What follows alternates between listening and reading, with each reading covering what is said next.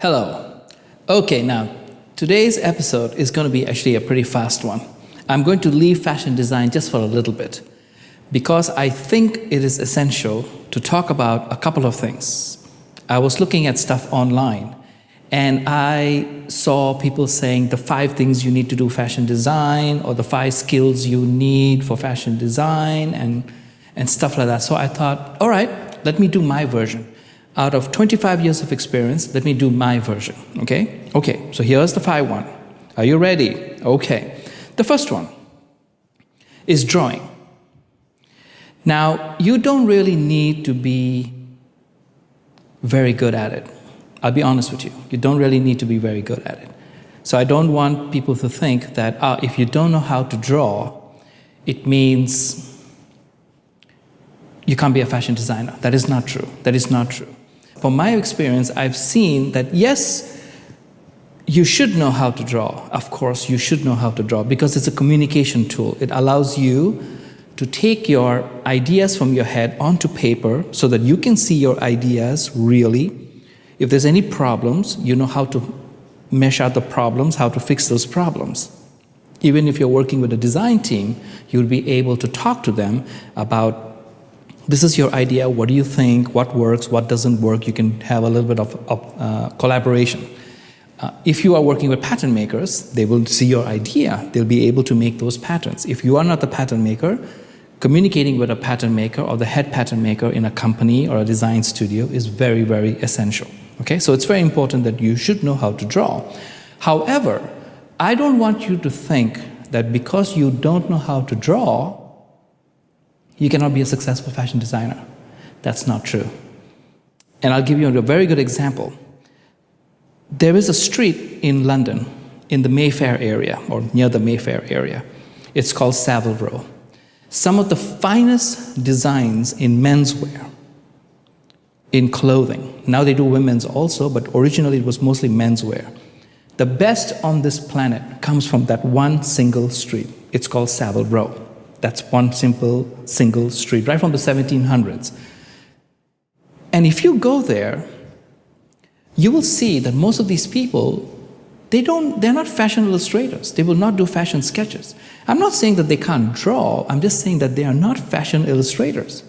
They will simply do some basic sketches, then they make the patterns or they draft out the patterns using the chalk on fabric, and they will cut and they will make you a garment that is considered by many as the best garment ever. All hand done with very little bit of machining, all hand done. The fabrics go anywhere from $100 a meter to $8,000 a meter. It's really expensive. Some of it is like, you just don't get it anywhere in the world. They're really, really that good, okay? So if you think that you need to be a fantastic artist, I don't think so. I don't think that is necessary. It does not mean that you don't draw. You should learn how to draw. It's a very good skill. It allows you to communicate beautifully all your ideas from your head onto paper. It also allows you to make proportions so you know how long the jacket has to be. Is it a short jacket? Is it a medium jacket? Is it a really long jacket? Is it going all the way to the ground? All these things, the drawing really does help, okay? Second one, which I like, this is my favorite, is having a design journal. I like this one a lot. A lot of successful fashion designers have a design journal. A design journal basically means it's a small notebook where you jot in your ideas. It doesn't have to be perfect. It doesn't have to be complete. I'm not saying you should take out all your watercolors and start doing it. You could, but you don't really have to do that. Let's say you saw a magazine. You open up a page and you saw something that you like. Cut it out and stick it onto your design journal. The journal is basically your best friend. No matter how smart you are, you cannot really remember everything. There's an old saying, one of my mentors in New York said it, pale ink is better than memory retention. It means when you write it down on paper, you will have this for a very, very long time. So it's very important that you do try to keep a design journal. I will talk more about the design journal in my next episodes. So you will see me referring to these things again and again. So this is not just 5 pointers over here, that's it. Okay, it's going to be more. I'm going to talk more about it. My third one, pattern knowledge. In the business, in the trade, it's known as pattern making. I call it as pattern design. That's right, pattern design.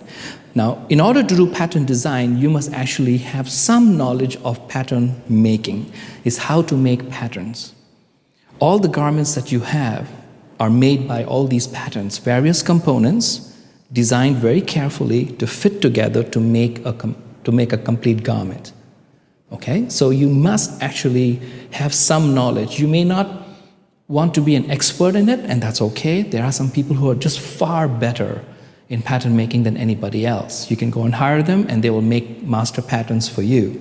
They're very expensive, so it'll be nice if you knew how to make patterns. But if you don't, having a small idea of what these patterns are, how to read a pattern, how to read a spec so that you understand certain measurements, I think it's really cool. So you should have some pattern knowledge, some basic pattern knowledge. Fourth one, sense of style. I'm going to get into trouble with a lot of people on this one. Taste is just a preference. Some people like a simple car, some people like a fancy car. They are both cars, of course. Some people like to eat hamburgers with their hands. Some people like to eat hamburgers on a plate in a very nice 7-star restaurant. It's all about preference. But because we are trying to make better garments and not just make normal garments, because of that, I think we must be a student about style. We must know what is the meaning of luxury goods and what's the meaning of ultra-luxury goods. Now, it doesn't mean that you go out there and you see something that is $19,000 and you think that that is the best thing since sliced bread. No, I'm not saying that, okay? I'm not saying that. Because there are some things that are very expensive and they absolutely look horrible. So just because it's $20,000 or $100,000 doesn't mean it's the best, okay? So please understand what is the meaning of style? What is the meaning of taste? If you look at phones, why do people like iPhones? Because it's designed very well. It's done quite tastefully. The engineering of it from the outside to the inside, it all matters. Now, before the iPhones, why didn't other phone companies not do the same thing? They're doing it now, but why did they not do it before? It's because they did not know about things like that. They just made a product. But Apple are the people, the designers at Apple, take it very seriously. The size of the button must match exactly the size of the icon. You did not notice that. Next time, take a look at your phone. You will see that every single thing matches with every single thing in the phone that gives you a unique experience, that gives you an experience that you really like, something that is considered like a Ferrari as compared to just a normal Toyota Camry. Both nice cars, but obviously a Ferrari is a little bit more cool. So, a sense of style is something that you must be a student of. The fifth one, this is important. Having a nice workspace is vital to your success in fashion design and in design, because you can't just be working anywhere. When you have a workspace, a dedicated workspace, now it doesn't have to be something really large. A small table at the corner of your room somewhere, where you can put all your tools and all your things so that when you sit there, you know what your job is. You are there to design, to work, to create some really, really cool things. That is really key. That is super important. So if you can get a whole room, fantastic. You can expand, you can have a table, and you can have it on stuff on the wall, everything really nicely done. But if you don't have that, maybe you have roommates or you're sharing it with your young brother, sister, something like that, just have a table in the corner and use a little bit of the corner wall and the table to actually work. Okay, so here are the 5 things. What is it? One is drawing. The second one is your design journal.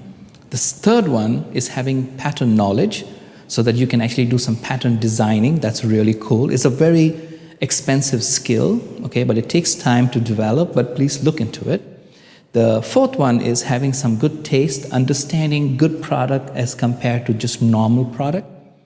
Why something is more expensive than something else. It's nice to know that, okay? And the fifth one is actually having some sort of a desk space, a dedicated space where you can sit down and work and actually dedicate some time to developing your design and your craftsmanship. So those are the 5.